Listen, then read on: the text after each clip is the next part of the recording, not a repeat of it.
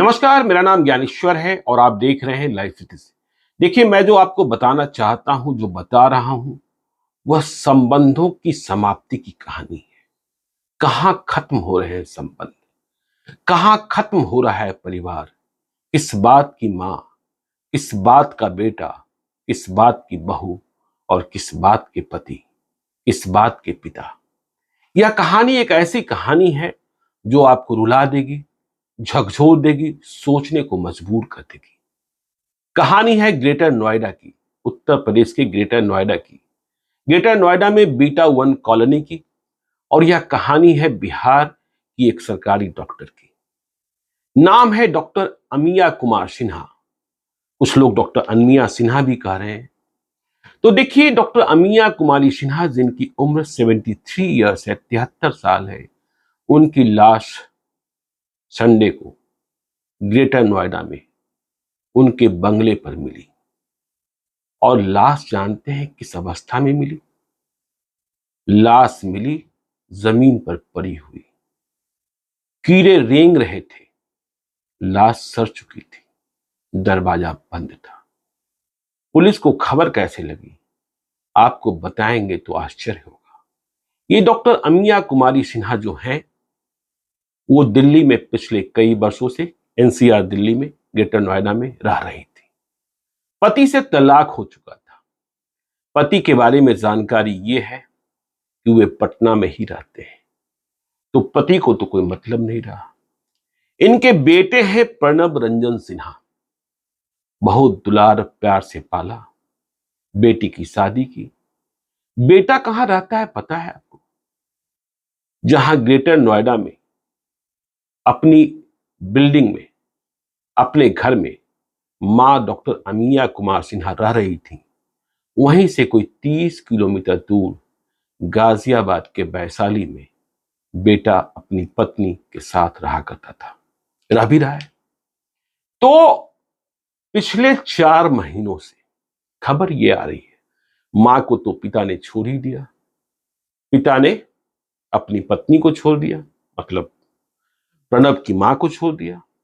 लेकिन बेटे को भी फिक्र नहीं रही कि मां किस अवस्था में है, किस हालत में है।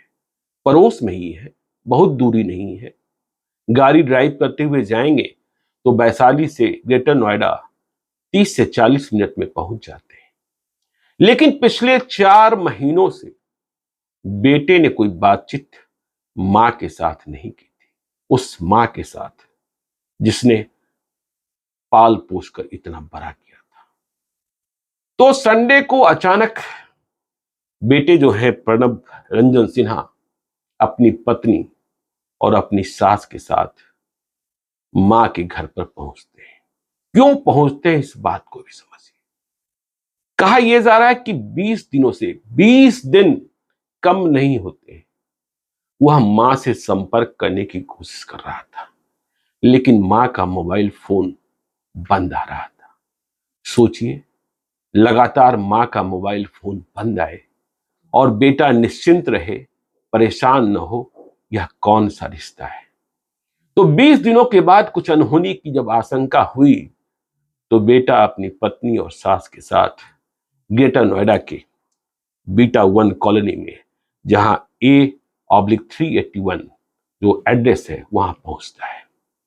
दरवाजा खटखटाता है, मां की पुकार लगाता है, लेकिन दरवाजा नहीं खुलता है। मोबाइल तो बंद है ही। तो ऐसे में अब यह तय हो गया है, बेटा को भी लग गया है कि कुछ हो गया। तो वह यूपी पुलिस का नंबर डायल करता है 112। और इसके बाद ग्रेटर नोएडा के कोतवाल SHO विनोद कुमार मिश्रा पहुंचते हैं। दरवाजा कहां खुलना था, दरवाजा तो बंद ही रहना था। परिणाम, दरवाजा को तोड़ना पड़ता है। और जब दरवाजा टूटता है तो प्रणब की मां जमीन पर मृत अवस्था में पड़ी है। और अवस्था क्या है मृत शरीर का? कीड़े रेंग रहे हैं और बदबू आ रही है। बदबू तो दरवाजे के बाहर भी आ रही थी। जब प्रणब पहुंचे थे, जब पुलिस वाले पहुंचे थे, लग ही गया था कि डॉक्टर अमिया कुमारी सिन्हा अब रही नहीं है। तो 20 दिनों के बाद सोचिए, अब किस दिन मोबाइल स्विच ऑफ हुआ, किस दिन बेटे ने संपर्क साधने की कोशिश की, पुलिस ने शव को अंतिम परीक्षण के लिए भेजा, लेकिन होना क्या था, उम्र भी 73 साल है। देखिए, यह कहानी आपको हमने इसलिए बताई कि परिवार कहां खत्म होता जा रहा है, रिश्ते कहां समाप्त होते जा रहे हैं। कुछ महीने पहले आपको हमने पटना की एक जानकारी दी थी। डॉक्टर एन पांडे अपने जमाने के बहुत ही बड़े नेत्र चिकित्सक थे, आंखों के डॉक्टर थे, दिल्ली एम्स तक पढ़ाने जाते थे। उनके शिष्य कहां कहां नहीं है, लेकिन जब वे अंतिम अवस्था में पहुंचे, बेटा विदेश में, तो पटना के उद्यान हॉस्पिटल में उन्होंने जिंदगी की अंतिम सांस ली थी और अगले कई दिनों तक उनकी लाश यूं पड़ी रही कि बेटा आएगा, उसके बाद मुखाग्नि देगा। और मुखाग्नि के लिए मृत पिता को बेटे का कई दिनों तक इंतजार करना पड़ा था। तो ये समाज कहां जा रहा है? पास में बेटा रहे, मां का मोबाइल फोन बंद हो, 4 महीनों से बेटा कोई संपर्क न करे, सोच सकते हैं कि हम किस समाज में जी रहे हैं। देखिए, महिला थाना पटना में है।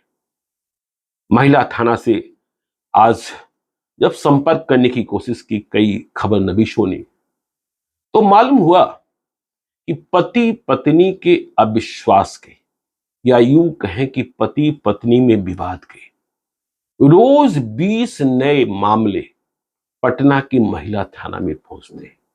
यह बात सिर्फ पटना के महिला थाने की है।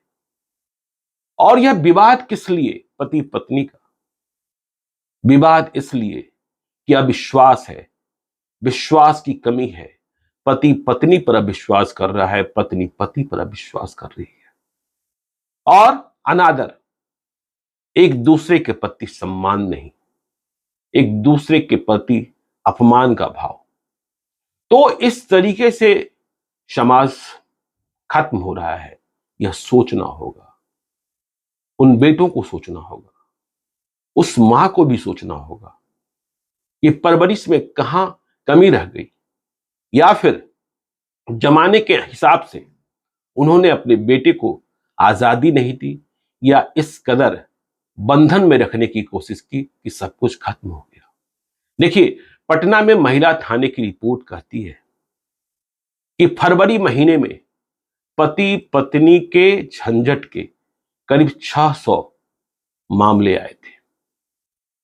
पुलिस कोशिश करती है कि काउंसलिंग करे।